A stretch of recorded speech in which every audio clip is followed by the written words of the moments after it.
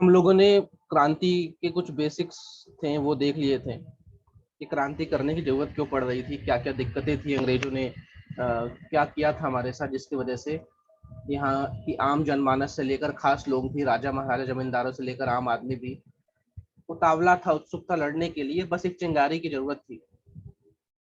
और ये जो चिंगारी है, ये चिंगारी 29 मार्च 1857 को लगती है। ये जो व्यक्ति आप देख रहे हैं अपनी स्क्रीन में, ये हैं मंगल पांडे। मंगल पांडे को आप आमिर खान के नाम से भी जानते होंगे, फिल्म में देखा है आप लोगों ने, एक मंगल, शायद मंगल पांडे के नाम से फिल्म है, अच्छी मूवी है, कभी मौका लगे देखना मंगल पांडे। उसमें सती प्रथा के बारे में बताया गया है कि सती प्रथा को जब बैन किया था उसके बाद क्या आफ्टर मैथ थे उसके। तो असल में ऐसा नहीं कि जो बैरकपुर है, बैरकपुर से ही सब काम शुरू हुआ था। बैरकपुर से पहले भी एक जगह थी, उसका नाम है बहरामपुर। बहरामपुर सब 1857 की बात है। बहरामपुर में भी जो सिपाही थे उन्होंने क्रांति की थी। उसके बाद ये क्रांति पहुंचती है, मतलब अगला जो चिंगारी भड़कती है वो भड़कती बैरकपुर में। और बैरकपुर से ये चिंगारी जो भड़की जाएगी, फिर वो जाएगी कहाँ, मेरठ। वो जाएगी मेरठ, ठीक है। तो अब सवाल ये है कि ऐसा क्या चल रहा था कि बहरामपुर में पहले दिक्कत हुई, बैरकपुर में ये नौजवान जो मंगल पांडे है इसने अपने ही साथियों, अपने ही अधिकारी को गोली मारने की कोशिश की, बाद में इनको फांसी में टांग दिया गया। तो पहले वो कारण हम जान लेते हैं कि क्या था कारण, ठीक है। तो उसके लिए मैं दिखाता हूँ आपको, शायद मैंने इमेज लगाई है उसकी।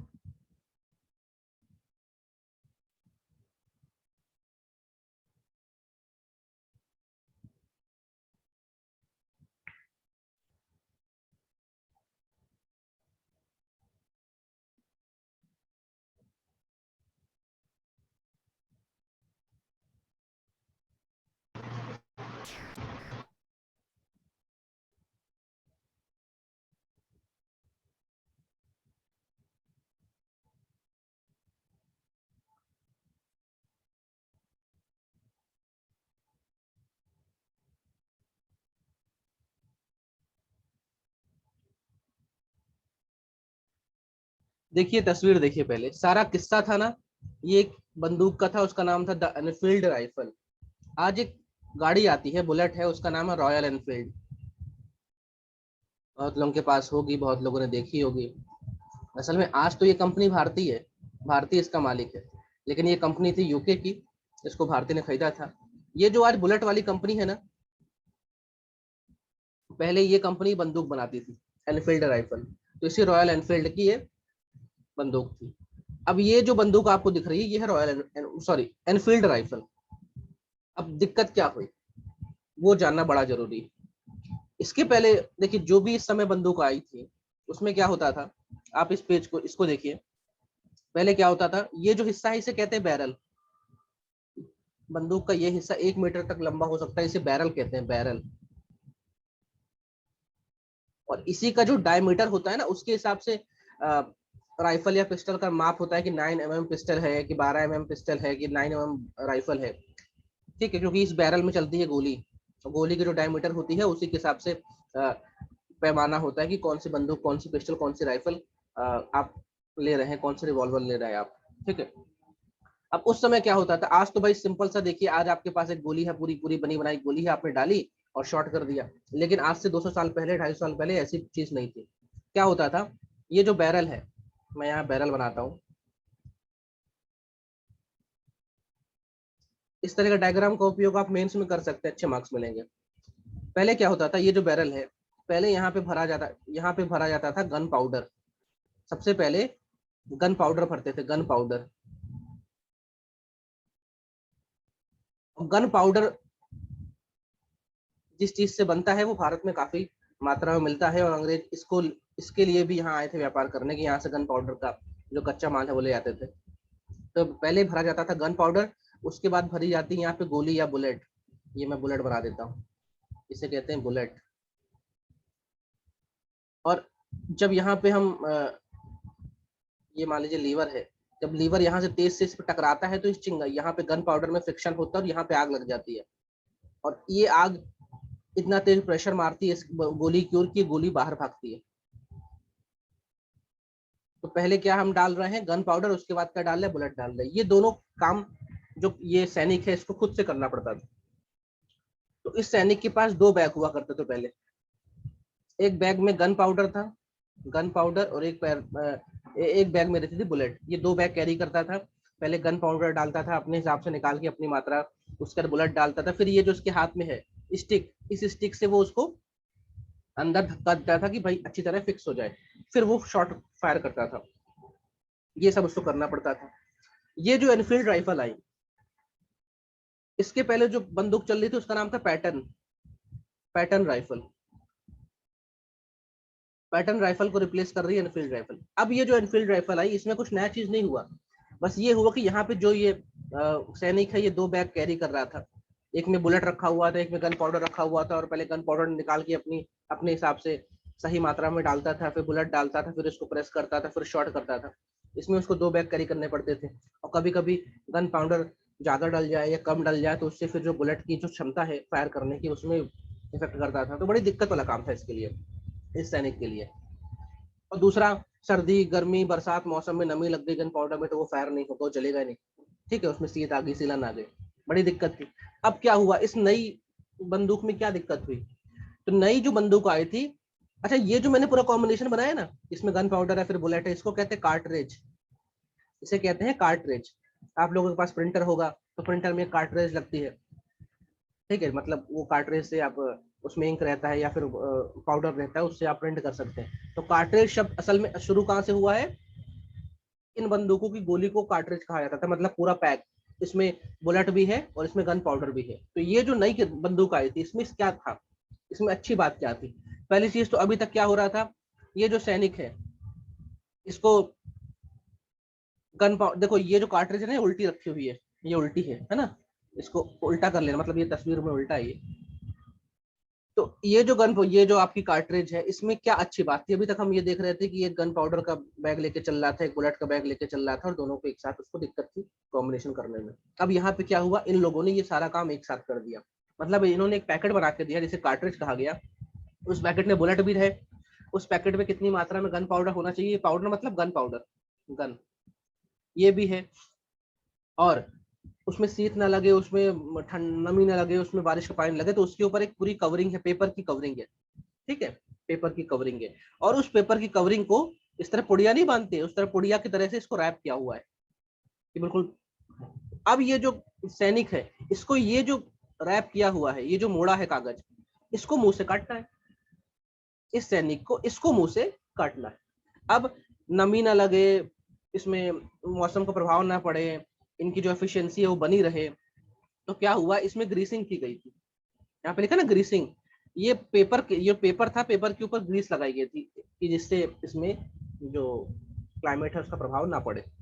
अब ये कहा गया जो ग्रीस है, इधर भी ग्रीस लगी है, इधर भी ग्रीस लगी है, और इसको जब मुंह से काटना है तो मुंह में तो ग्रीस वाला हिस्सा आएगा ही, क्योंकि ग्रीसिंग से उसको पैक किया गया है। अगर कागज को ऐसे मोड़ दोगे तो कभी खुल जाएगा, तो कुछ ना कुछ तो लगाना ही पड़ेगा, इसलिए इसका नाम है ग्रीस्ड कार्ट्रिज। तो इसमें ग्रीस लगा है। ग्रीस आप लोग जानते हैं कि जब हमें फ्रिक्शन कम करना होता है तो हम ग्रीसिंग करते हैं ना, गाड़ी ओडियो में बॉल बेयरिंग में ग्रीसिंग लगता है।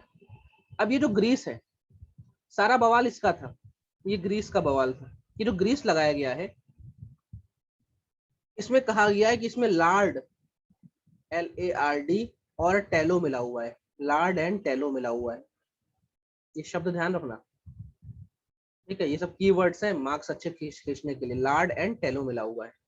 तो सवाल ये है कि इसमें लार्ड और टेलो से ये ग्रीस बनाएगा, तो लार्ड क्या है, टेलो क्या है। लार्ड मतलब होता है, इसमें इसमें पोर्क यूज किया गया है, पोर्क में, और टेलो में इसका मतलब बीफ यूज किया गया है। अब पोर्क क्या है, तो जो सुअर होता है, सुअर के मांस को पोर्क कहते हैं। ठीक है, और बीफ किसे कहते हैं, बीफ में ये जो बड़े जान कैटल जो होते हैं, बिग कैटल, यानी गाय, भैंस और बकरी, बकरी बकरा, है ना, इसको कहते हैं बीफ। तो बीफ में सब आ जाते हैं। तो ये अफवाह उड़ी या ये सच्चाई थी कि ये जो ग्रीसिंग हुआ है इसमें लार्ड और टेलो मिला हुआ है। अब भैया जो मुस्लिम है उसके लिए जो सुअर का मांस है वो हराम है, और हिंदू है उनके लिए गाय पूजनी है, और आप हमको अपने मुंह से लगवा उस चीज को काटने को कह रहे हो। और अगर हमने मुंह में लगा लिया है मांस तो हमारा धर्म भ्रष्ट हो जाएगा। और धर्म भ्रष्ट करने में ईस्ट इंडिया कंपनी कोई नया काम तो कर नहीं रही है। 1806 में वेल्लोर मिटनी हुई थी, तब भी दिक्कत यही थी, जॉर्ज बार्लो के समय कि तिलक मत लगाओ, ये सब मत करो।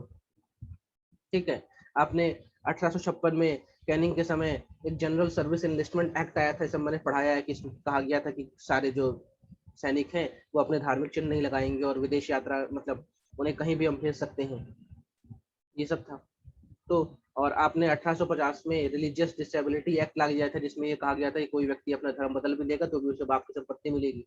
तो धर्म परिवर्तन करने में तो इनका रिकॉर्ड बड़ा अच्छा था, या धर्म भ्रष्ट करवाने में। भाई अगर मान लो कोई हिंदू है कोई मुस्लिम है, अगर उसने मांस खा लिया, यानी जो भी मुस्लिम ने सुअर का खा लिया या हिंदू ने गाय का मांस टच कर लिया, तो वो तो उसका धर्म भ्रष्ट हो गया, उसको धर्म से निकाल देंगे। तो अब वो अपने धर्म का रहा ही नहीं, तो फिर क्रिश्चियन आएंगे बोलेंगे क्या हुआ दोस्त, तुम्हारे पास धर्म नहीं है, मेरे पास एक प्लान है, मैं तुम्हें धर्म देता हूँ। कौन सा धर्म? ईसाई धर्म, आ जाओ। तो रिलीजियस कन्वर्सन कराने में फिर ये उड़ी थी अफवाह। अंग्रेज कहते हैं ये एक अफवाह है, भारतीय इतिहास करते नहीं, ये सच्ची बात थी। लॉर्ड एंड टेलो मिला हुआ था। किसमें मिला हुआ था? ग्रीस में। ये ग्रीस क्या है, इसके पहले का क्या कॉन्सेप्ट था, ये जो नई कार्ट्रेज आई थी, नई जो गोली आई थी, उसमें क्या था, ये चीज आपको क्लियर हो गई? रिप्लाई कर दीजिए।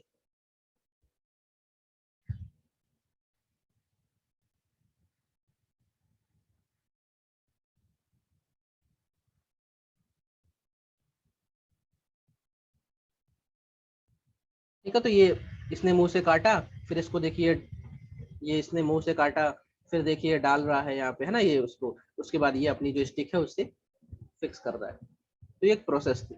अब इस प्रोसेस को लेकर हर जगह हल्ला था, जितनी भी सैनिक छावनी थी हर जगह हल, जहां जहां ये एनफील्ड राइफल आ रही थी ना, तो पहले इनको ट्रेनिंग दी जा रही थी कि भैया ऐसे मुंह से काटो, अब लगाओ, अब फायर करो। ठीक है, लेकिन ये हल्ला हर जगह था, ये हल्ला हर जगह था, लेकिन एक जो हमारे ये हैं मंगल पांडे भाई साहब, इन्होंने इस चीज को ज्यादा दिल से ले लिया। अब जैसे मैंने बोला बैरकपुर से पहले बहरामपुर में भी, कभी ये आ जाए कभी, बहरामपुर में भी जो वहां के सिपाही थे उन्होंने मना कर दिया था कि हम जो नई राइफल की कार्ट्रिज है ना उसको मुंह से नहीं टच करेंगे। तो जो जो मना कर रहा था उसको नौकरी से निकाल दे रहे थे, बहरामपुर में नौकरी से निकाल दिया। उसके बाद ये नंबर 1 हुआ। फिर बैरकपुर, बैरकपुर आज कलकत्ता शहर में ही है, कलकत्ता शहर का ही पार्ट हो गया, पहले बैरकपुर अलग था। यहाँ पे 34वीं नेटिव इन्फेंट्री का एक जवान था मंगल पांडे, सिपॉय, अंग्रेज इसको सिपॉय कहते थे, हम इसको सिपाही कहते। ये सेकंड नंबर पे इस जवान ने बोला कि मैं नहीं फायर करूंगा, तो बोला नहीं करना पड़ेगा। और इसमें गुस्सा था ही, तो आप लोग अगर मंगल पांडे मूवी देखें तो देख सकते हैं, जान सकते हैं। या फिर इसने अपने जो सैनिक अधिकारी थे उन पे गोली चला दी थी, और एक गोली अपने आप को ही मारने की कोशिश की थी, लेकिन वो बच गया, इसका इलाज कराया गया, और जब ये सही हो गया तब इसको टांग दिया गया। 6 अप्रैल को मंगल पांडे को सरेआम फांसी दे दी गई। और जब ये हुआ तो जो सैनिक थे उनके अंदर बिल्कुल गुस्सा फूट पड़ा, क्योंकि आप देखिए इस चीज से आप उनका धर्म भ्रष्ट कर रहे हैं।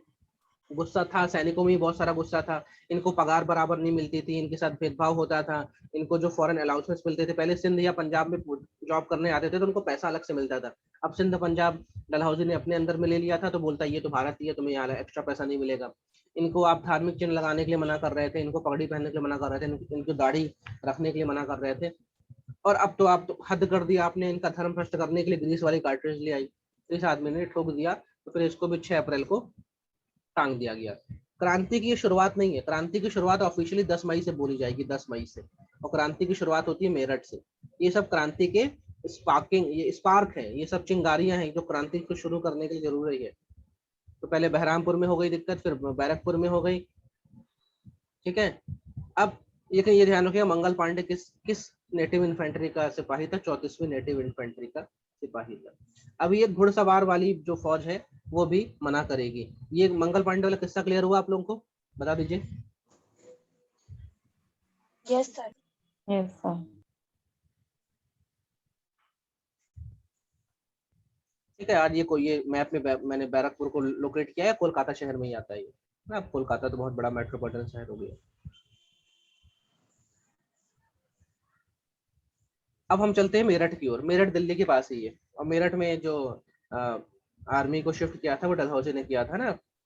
डलहौजी ने कलकत्ता से एक इन्फेंट्री को मेरठ में शिफ्ट कर दिया था कि भैया दिल्ली के पास रहें, और यही देखिए यहीं पे फिर से होगी दिक्कत। अब भैया 24 अप्रैल को क्या होता है, एक तीसरी नेटिव कैवलरी थी, कैवलरी मतलब घुड़सवार, ऐसे सिपाही जो घोड़े पर सवार रहते, इसमें 90 लोग थे। इस तीसरी नेटिव कैवलरी में 90 लोग थे। इन लोगों से बोला गया भैया फायर करो, डेमो दिखाओ हमें कैसे फायर करोगे। इन लोगों ने मना कर दिया।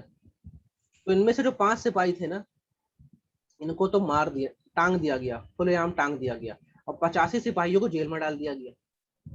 ये कहाँ की बात हो रही है, मेरठ की। हम बहरामपुर हो आए हैं, बैरकपुर हो आए हैं, हम मेरठ गए, मतलब थर्ड स्टेज में हम मेरठ आए। ठीक है, लेकिन क्रांति की शुरुआत मेरठ से होगी, और 24 अप्रैल को नहीं, 10 मई को होगी। ये तो हम कहानी देख रहे थे। 5 को टांग दिया गया। भाई हम बंदूक को नहीं टेस्ट कर रहे हैं, हम मुंह से नहीं काट रहे, तो आप हमें मार दोगे क्या? ऐसी ब्रुटैलिटी क्यों दिखा रहे हो यार?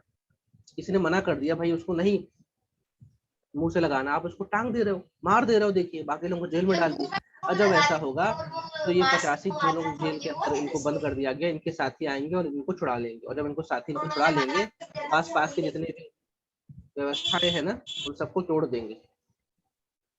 ठीक है, जो कुछ भी बना रहेगा मेरठ, भाई मेरठ छावनी है, छावनी में तो सब कुछ है, सब इसको तबाह कर देंगे।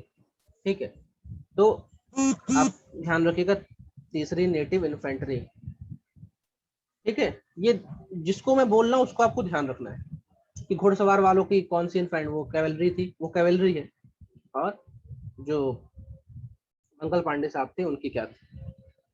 अब क्या होता है, 10 मई को चलते हैं। 10 मई से शुरुआत हो रही है क्रांति की। कभी आ गया क्रांति की ऑफिशियल शुरुआत कब से हुई, 10 मई से। अब सवाल ये होगा आपका कि सर क्या मंगल पांडे ने जो किया वो क्रांति नहीं है क्या, कि जो बहरामपुर में हुआ वो क्रांति नहीं है, या जो मेरठ में 24 अप्रैल को हुआ वो क्रांति नहीं है? तो 10 मई को ऐसा क्या हुआ? देखिए, जब हम कह रहे हैं क्रांति, ठीक है, तो जो भी हो रहा है बहरामपुर में हो रहा है या बैरकपुर में हो रहा है, इसके पहले जितनी भी क्रांति, उनका एक एरिया निश्चित था, उनका फिक्स लैंड, उनकी फिक्स टेरिटरी थी कि भाई एक ही शहर में लड़ रहे हैं, उसी शहर में अंग्रेज आके उनको तबाह कर रहे हैं, तोड़ रहे हैं। लेकिन 10 मई को एक ऐतिहासिक चीज हुई। ये लोग,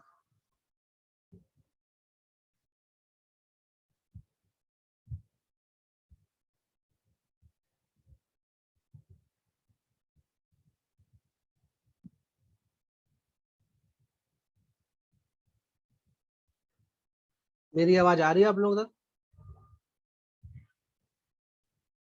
यस सर।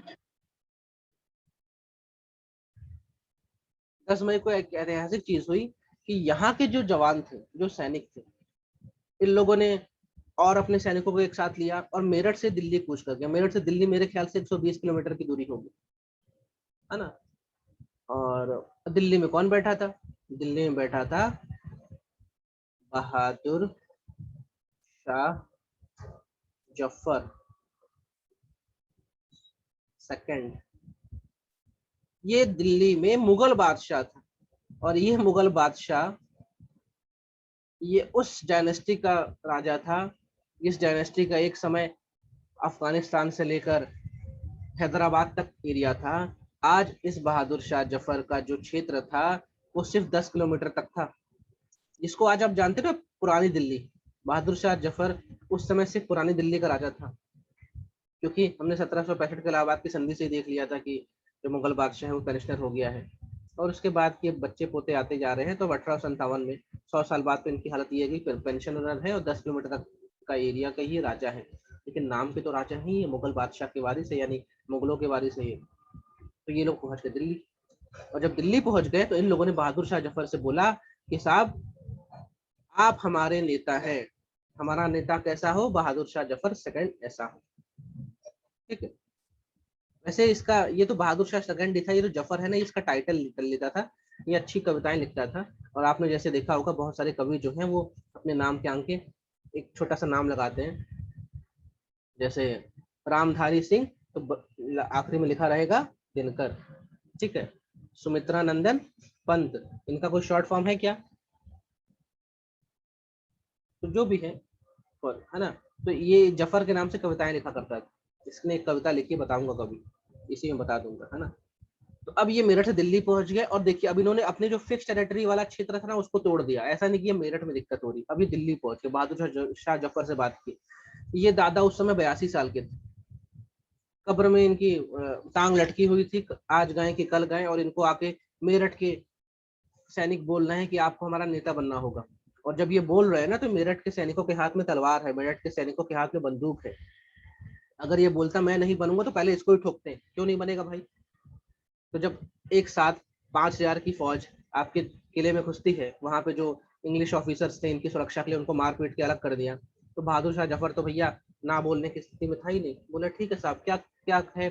तो बोला कि आप हमारे नेता हैं और आप आसपास के जितने भी राजा महाराजा हैं सबको पत्र लिखिए, सबको व्हाट्सएप करिए और बोलिए कि आपको क्रांति में शामिल होना है। तो बहादुर शाह जफर ने सबको पत्र लिखा और उस पत्र का भी काफी असर हुआ, और भी जो मन में बैठे थे और राजा महाराजा की यार लड़ना है, उनको भी लगा कि यार जब मुगल बादशाह अपने साथ है तो अपन लड़ लेते हैं। तो ये जो मेरठ से जब ये दिल्ली निकल लिए और लगभग डेढ़ दिन के अंदर ये दिल्ली पहुंच गए थे, इस दिन से हम मानते हैं कि भैया 10 मई को ये दिल्ली में थे भाई साहब लोग सब, है ना। 10 मई को ऑफिशियल शुरुआत मानते हैं। क्लियर हुई सबको? 10 मई को ऑफिशियल शुरुआत क्यों मानते हैं? मेरठ से दिल्ली के लिए रवाना हो गए थे, बहादुर शाह जफर जो है उसको बना दिया गया क्रांति का नेता। ये भाई साहब है 82 ईयर्स की, और ये भाई साहब की तस्वीर आप देख लीजिए। ये दिल्ली के लाल किले में रहते थे और शहनशाह हिंदुस्तान थे ये नाम का टाइटल था। हिंदुस्तान तो अंग्रेजों के पास था, और यहाँ पे ये था कि भैया जो ये म्यूटिनियर्स थे, जो ये विद्रोही थे, जो ये क्रांतिकारी थे, ये सब दिल्ली पहुंच गए, पूरी दिल्ली में कब्जा कर लिया। कब्जा मतलब पूरी दिल्ली में यही लोग छा गए, अंग्रेज भाग गए दिल्ली छोड़ के। और बहादुर शाह जफर को बोला कि भैया नाउ आप हमारी क्रांति के नेता हैं और आपको मानना पड़ेगा। इन्होंने बोला ठीक साहब हम मानेंगे। तो ये तस्वीर देख लो बहादुर शाह जफर की, इसके साथ बड़ी दर्दनाक इसकी कहानी है। अभी आगे पहुंचेंगे और बताएंगे इसके साथ क्या हुआ। भाई तुम नेता बने हो तो अंग्रेज तुम्हें छोड़ेंगे थोड़ी ना। खैर, अब क्या हुआ जब ये दिल्ली पहुंचे ना, तो दिल्ली में जो उस समय ईस्ट इंडिया कंपनी का पॉलिटिकल एजेंट था, इसका नाम आपको याद रखना पड़ेगा। इसका नाम है साइमन फ्रेजर। साइमन फ्रेजर, ठीक है। एक साइमन बाद में आएगा अभी 80 साल बाद, साइमन कमीशन वाला। तो साइमन फ्रेजर था, ये पॉलिटिकल एजेंट था जो दिल्ली में अंग्रेजों का सबसे बड़ा अधिकारी है, आपने उसको ही मार दिया। इसका नाम ध्यान रखना, दिल्ली में कौन मारा गया था तो ऐसा पॉलिटिकल एजेंट, इसका नाम है साइमन फ्रेजर। मार यही सब लोग रहे हैं। ये तस्वीर आप देखिए, सब वर्दी में है, सब सैनिक हैं, सब बिल्कुल जोश में हैं कि अब तो ईस्ट इंडिया कंपनी भाग जाए यहाँ से, भगा ही देंगे, है ना। जितने भी सरकारी इमारतें हैं, ऑफिस हैं, सबको पकड़ कब्जा कर लिया गया। कुछ में खुद रुक गए, कुछ को डिस्ट्रॉय कर दिया गया, और धीमे धीमे ये क्रांति हर जगह फैलनी शुरू हो गई। अब जैसा कि मैंने बोला कि जो बहादुर शाह जफर सेकंड है, वो तो बेचारा 82 ईयर्स का वृद्ध आदमी है। तो यहाँ पे क्या करेगा वो, मतलब वो क्या करेगा। तो उसका एक उसके साथ एक सेनापति रहता है, उसका नाम रहता है जनरल बख्त खान। बख्त खान, ठीक है। ये अब 10 किलोमीटर की तो उसकी एरिया थी, उसमें भी उसका जनरल था। लेकिन जो भी है, बख्त खान साहब जो हैं, इन्होंने दिल्ली से क्रांति को लीड किया था। ये कौन थे? इनको जनरल लिखिए इनके नाम के आगे, जनरल साहब, जनरल बख्त खान। इन्होंने दिल्ली में क्रांति को लीड किया था। ये जितने भी 5,000 10,000 जो सैनिक दिल्ली में थे, ये सब को लीड कर रहे थे। भाई करना क्या है, किधर अटैक करना है, किसको किससे बात करनी, सब ये लीड कर रहे थे। लगभग साल भर दिल्ली में इनकी हुकूमत चली है। बख्त खान किसके नाम पे रूल कर रहे थे? बहादुर शाह जफर सेकंड के नाम पे। जो मुगलिया पूरे काम धाम थे वो सब शुरू हो गए थे। बहादुर शाह के नाम के सिक्के ढाले गए थे, स्टैम्प ढाले गए थे, सब कुछ। मतलब एक ऐसे लग रहा था कि भैया मुगल सल्तनत जो है वो वापस आ गई है। और आम जनता भी इस उम्मीद में थी कि चलो मुगल्स वापस आ गए, अच्छा अंग्रेज को भगाओ यार, मुगल्स का शासन बढ़िया था, अंग्रेजों को भगाओ। दिल्ली में जनरल बख्त खान जो है वो लीड कर रहे थे, ठीक है। अब जैसे मैंने बोला कि भाई बहादुर शाह जफर जो है उन्होंने सबको पत्र लिखा। अब उनके पत्र का बड़ा असर हुआ। कानपुर, लखनऊ, बनारस, इलाहाबाद, बरेली, जगदीशपुर, झांसी, यहाँ पे रिवोल्ट बड़ी तेजी से फैल गया। इसमें से आप कानपुर की बात अभी हम कर लेते हैं। कानपुर में एक व्यक्ति थे, उनका नाम था ढोढू, ढोढू पंत। इनका इनका इनका दूसरा नाम क्या है? एक नाम तो मैंने बताया ढोढू पंत। इनका दूसरा नाम क्या कोई बताएगा?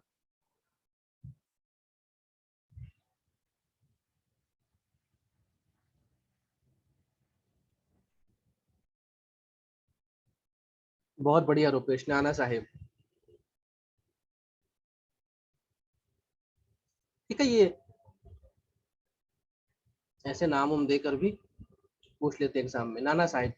और नाना साहेब जो थे ये कानपुर में कहाँ रहते थे? बिठूर में। असल में अब तो बिठूर कानपुर सब एक जैसे, जैसे इंदौर में भौर कुआं राजवाड़ा सब इंदौर के अंदर है, वैसे सब ये है, पहले अलग था। बिठूर में इनके पापा जी को, नाना साहब के पापा जी जो आखिरी पेशवा थे बाजीराव, सॉरी, कौन थे वो आखिरी पेशवा? कोई मुझे बताएगा? बाजीराव फर्स्ट थे कि सेकंड थे? बाजीराव सेकंड। सेकंड। बाजी जो आखिरी पेशवा थे जिनको थर्ड एंग्लो मराठा वॉर के बाद बिठूर भेज दिया गया था, वो बाजीराव फर्स्ट थे कि सेकंड थे कि कोई और सेकंड था? थे। अरे रुपेश भाई, मैं पूछ रहा हूँ क्या नाम था उस आखिरी, ये किस, इनके पापा का नाम क्या था? नाना साहब के पापा का नाम क्या था?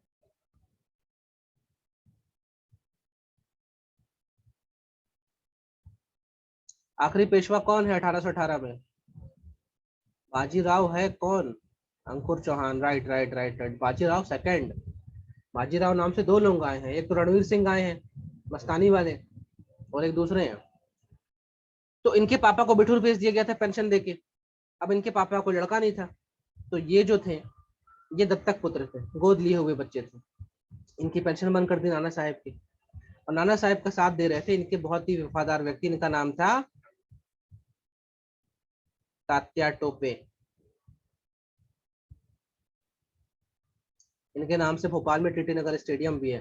ठीक है, तात्या टोपे इनके साथ थे, क्योंकि भाई ये तो भाई पेशवा है, ये थोड़ी लड़ेंगे, लेकिन तात्या टोपे जमीनी स्तर पर लड़ रहे थे, कमांडर थे एक तरह से। ठीक है, यहाँ क्या हुआ ये अपन आगे देखेंगे। और ये तात्या टोपे बाद में झांसी में भी सपोर्ट करने जाएंगे, क्योंकि जब कानपुर में क्रांति बंद होगी तो ये नाना साहब तो नेपाल भाग जाएंगे, फिर पता ही नहीं चलेगा कहाँ गए। उसके बाद मालूम नहीं चला नाना साहब का क्या हुआ, तो नेपाल भाग गए थे। तात्या टोपे फिर सपोर्ट करने जाएंगे रानी झांसी का। ठीक है, तो अभी आके मिलेगा इनके बारे में।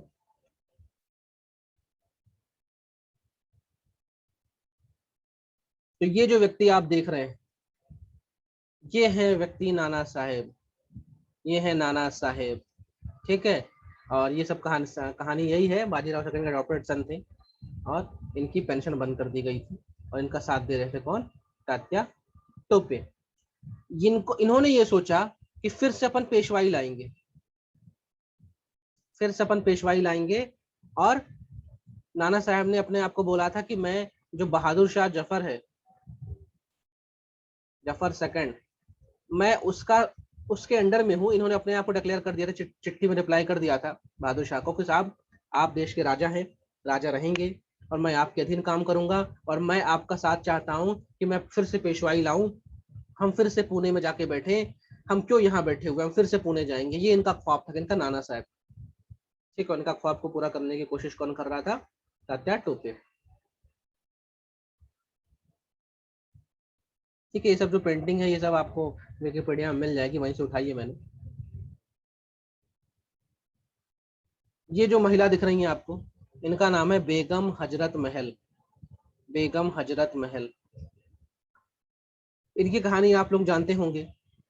जब डलहौजी था तो उसने जो लखनऊ का नवाब था, यानी लखनऊ उनकी राजधानी थी, अवध का जो नवाब था वाजिद अली शाह, उसको बोला भैया आपको प्रशासन करते हैं, आप भगिए यहाँ से, और इनको उठा के कहाँ भेज दिया?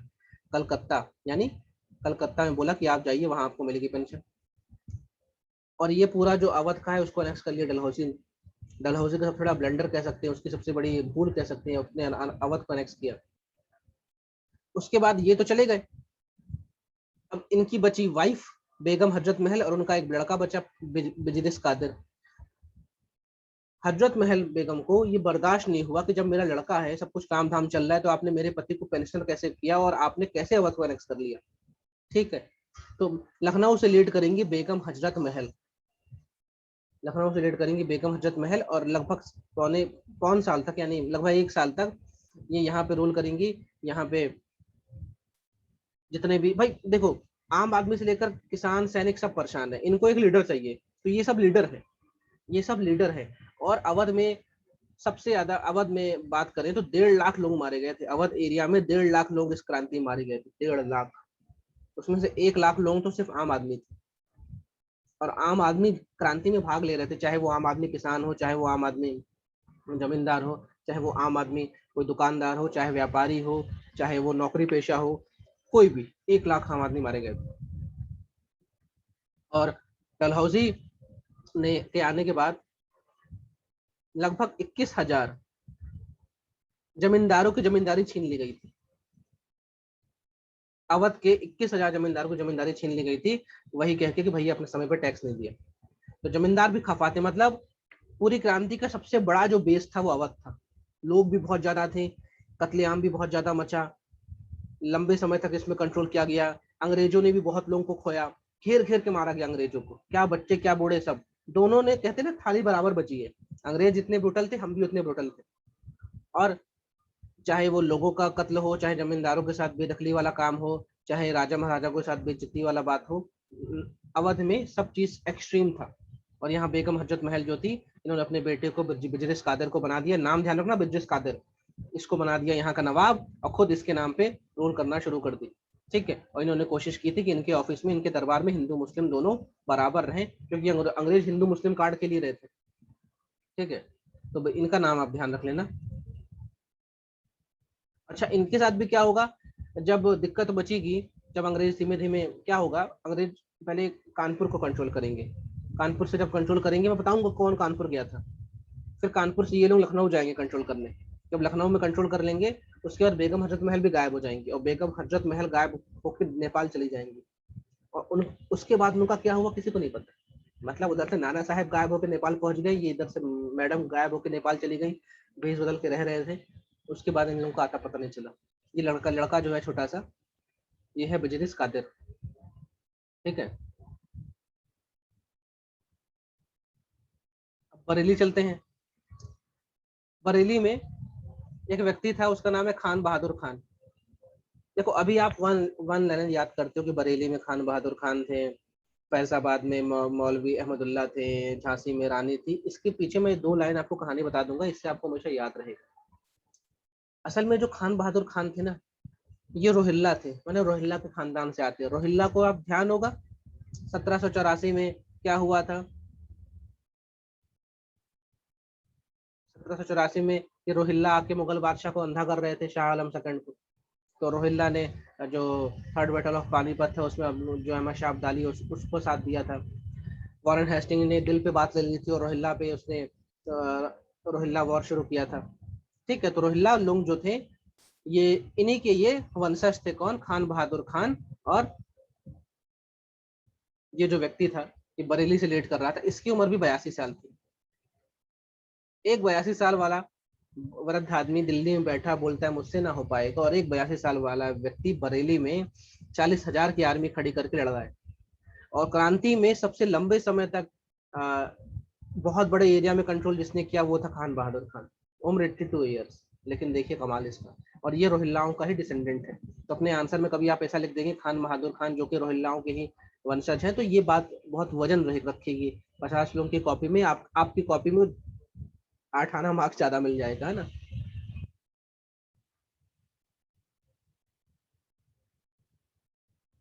अब चलते हैं, ये जो व्यक्ति, इनका नाम है कुंवर जगदीश, ये कुंवर सिंह। ये जगदीशपुर के जमींदार थे। उम्र इनकी 70 साल। इनके साथ क्या हुआ, इनकी जमींदारी छीन ली गई। और जमींदारी छीन ली गई तो भिड़ेंगे तो भाई। तो देखिए इस क्रांति में बुढ़े बुढ़े लोग भी लड़े हैं, और लड़े हैं, खूब लड़े हैं। ठीक है। इनकी संपत्ति छीन ली गई, लड़ गए। और इनके साथ दिक्कत क्या थी, ये बर्बाद होने के कगार में आ गए थे। भाई आपसे आपने इनकी जमींदारी छीन ली। फिर जो इनका पुरानी देनदारी थी, जो पुराना कर्जा था अंग्रेजों को, वो भी चुकाना था। तो अंग्रेज तो बोल रहे थे भैया वो कर्जा चुकाओ, तुम्हारे घर भी खींच लेंगे, तुम्हारे पास जो घोड़ा गाड़ी है वो भी खींच लेंगे, मतलब बैंक करप्ट कर देंगे, तुम्हें बर्बाद कर देंगे। तो इन्होंने बोला बर्बाद होने से अच्छा लड़ लेते हैं। तो कुंवर सिंह जगदीशपुर से लीड कर रहे थे आर्मी को। और सिपाही हर जगह से आ रहे थे, और सिपाही को बस चाहिए था लीडर। सिपाहियों को चाहिए था लीडर। अमर सिंह नहीं है भैया, कुंवर कुंवर है ना। सिपाहियों को चाहिए था लीडर, और ये लीडर ये सब थे। ठीक है।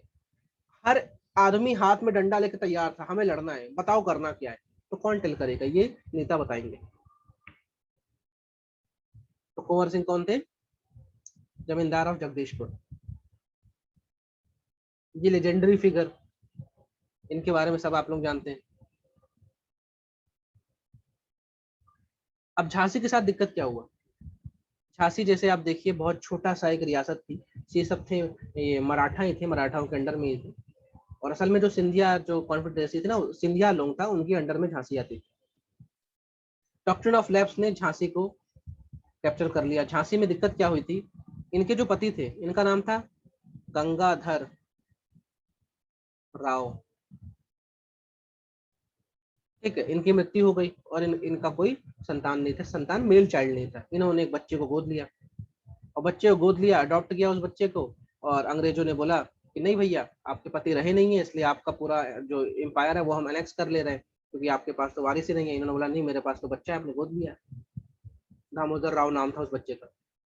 अंग्रेज बोले नहीं, हम तो ले जाएंगे, आपकी झांसी हमारी। रानी ने बोला मैं अपनी झांसी नहीं दूंगी, आओ लड़ो मुझसे। हाँ, ठीक है। तो इनका एक्चुअल नाम था मणिकर्णिका, जिनका वर्तमान में आप लोग जानते होंगे, क्या नाम है, कंगना रनौत। उन्होंने एक फिल्म बनाई, मतलब उनका वो है प्रोडक्शन हाउस मणिकर्णिका के नाम से फिल्म भी बनी है, ठीक है।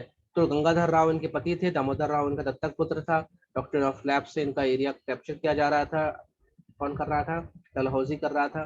डलहौजी ने पत्र ऐसा नहीं करता था, देखिए ध्यान रखिए, जब भी मैं आपको बोलूं डॉक्ट्रिन ऑफ लैब से इनका इलाका कब्जा कर लिया गया, तो ऐसा नहीं कि एक दिन आई पूरी सेना और सबको भगा के बोला ये इलाका मेरा।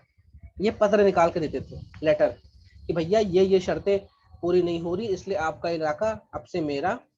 अब या तो आप खुद हमको सौंप रहे हैं, या तो हम धीमे से कोई कार्रवाई करें। तो लेटर जाता था, फिर 6-8 महीने बाद, 1 साल बाद फिर से एक लेटर जाता था। कि क्या सोचा मैडम आपने, आप ये इलाका छोड़ दें कि नहीं छोड़ दें? ठीक है, लेकिन ये तय हो गया कि ये इलाका मेरा है। अब आप प्यार से छोड़ दें तो अच्छे से लड़ाई करनी पड़ेगी। तो जब ये क्रांति शुरू हुई तो रानी ने बोला लड़ लेते हैं यार, वैसे भी ये डलहौजी डलहौजी चला गया, लेकिन वो कागज तो थे ना कि डॉक्ट्रिन ऑफ लैब से हमने एनेक्स कर लिया है झांसी को। तो रानी ने बोला कि अब लड़ ही लेते हैं, ठीक है, क्योंकि झांसी तो मैं दूंगी नहीं, और बच्चा मेरे पास है, यही बनेगा मेरा वारिस।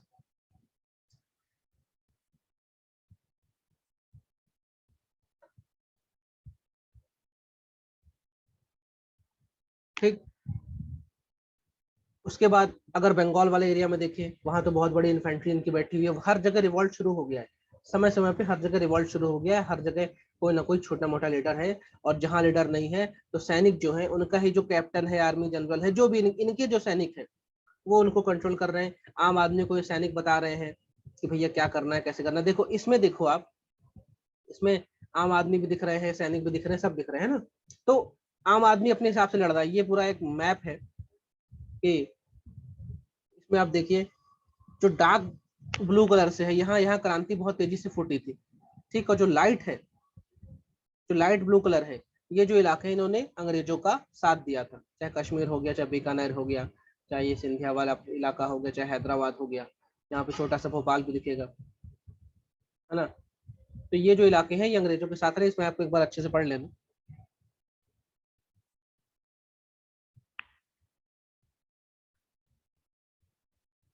ये जो तस्वीर आप देख रहे हैं तात्या टोपे की तस्वीर है। असल में तात्या टोपे के बारे में 2 कहानियां प्रचलित है। जैसा कि मैंने बोला, ये जो व्यक्ति था ये नाना साहब का जनरल था, नाना साहब का सेनापति था। और जिस नाना साहब जब यहाँ से चले गए थे, कानपुर में क्या हुआ वो मैं बताऊंगा। अभी मैं सिर्फ ब्रीफिंग दे रहा हूँ आपको, अंदर मैं घुसूंगा, झांसी के बारे में बताऊंगा, कानपुर के बारे में बताऊंगा, ठीक है।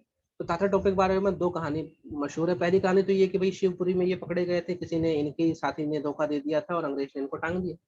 ये आप लोग किताब में पढ़ते हैं, क्योंकि हमारा जो इतिहास है उस हम वो चीज पढ़ते हैं जो अंग्रेज हमें पढ़ाना चाहते हैं। हम अपना इतिहास अंग्रेजों की निगाह से पढ़ते हैं। अंग्रेजों ने जो बोला, अंग्रेज बोलते हैं कि ये सिपाही क्रांति बस है, तो हम बोलते हैं दिस इज ओनली अ सिपाही म्यूटिनी, लेकिन हम देख रहे हैं कि आम आदमी लड़ रहा है। लेकिन हमारा इतिहास अंग्रेजों ने लिखा है, कितनी विडंबना है ना। और अभी तक हमारी सरकार हमारा इतिहास भी बदल नहीं पाई, पता नहीं क्या करती रहती है, गलत चीज पढ़ते रहते हैं, एग्जाम में पूछते हैं और सिलेक्शन में लेना पड़ता है। खैर, तो एक तो ये है कि भैया इनको जो मान सिंह नाम का व्यक्ति था, इनका साथी, इसने गद्दारी की और इनको टांग दिया गया शिवपुरी। दूसरी बात ये कि ये कभी पकड़े ही नहीं गए, ये कभी पकड़े ही नहीं गए, गायब हो गए थे, और इनको अंग्रेज कभी पकड़ नहीं पाए। तो ये भी एक चलता है। ये भी एक, जो इंडियन हिस्टोरियन मतलब जो इतिहासकार है वो कहते हैं कि ये जो तात्या टोपे साहब हैं इनको पकड़ा ही नहीं गया था, ये भाग निकले थे और इनको अंग्रेज नहीं पकड़ पाए थे। लेकिन अंग्रेज अपने आप को सुपीरियर बताने के लिए, अपने आप को इतिहास में अच्छा बताने के लिए कि हमने इस क्रांति को रश किया, लिखता है कि इसने शिवपुरी में इनको टांग दिया था। अब उस समय कोई कैमरा वैमरा था नहीं, वीडियो रिकॉर्डिंग हुई नहीं थी कि टांगा कि नहीं टांगा। ठीक, ये जो व्यक्ति है इनका नाम है अजीमुल्ला खान, ये भी नाना साहब के एक तरह से दीवान थे, प्राइम मिनिस्टर थे। बातचीत वाला सारा काम ये करते थे अजीमुल्ला खान, और लड़ाई वाला काम कौन करते थे? तात्या टोपे। इन लोगों की तस्वीर आज देख लो, उसके बाद कहानी अपन कल देख लेंगे, और कल मैं क्रांति खत्म ही कर दूंगा, है ना। एक लड़ाई का चित्र है, इसमें अजीमुल्ला खान, नाना साहब, तात्या टोपे ने कानपुर को अंग्रेजों से आजाद कराया था। क्या हुआ था यहाँ पे ये हम देखेंगे। ठीक है, एक बहुत बुरा यहाँ पे हत्याकांड हुआ है जिसको कहते हैं सती चूरा घाट या बीबी घाट हत्याकांड या मैसेकर, कानपुर में हुआ था। ये सब क्या है ये अपन कल देखेंगे। ठीक है, कानपुर में हुआ क्या था एक्चुअल में, ये क्यों नाव में दिखा रहा हूँ आपको, ये पानी में की नाव है और नाव में लड़ाई चल रही, लोग मर रहे हैं, कुछ लोग पानी में डूबे हैं, ये सब क्या है, सब चीज अपन कल देखेंगे। ठीक है, तो आज की जो क्लास है एक छोटी भी हो गई क्योंकि मैं लेट आया था, लेकिन जो मैंने बताया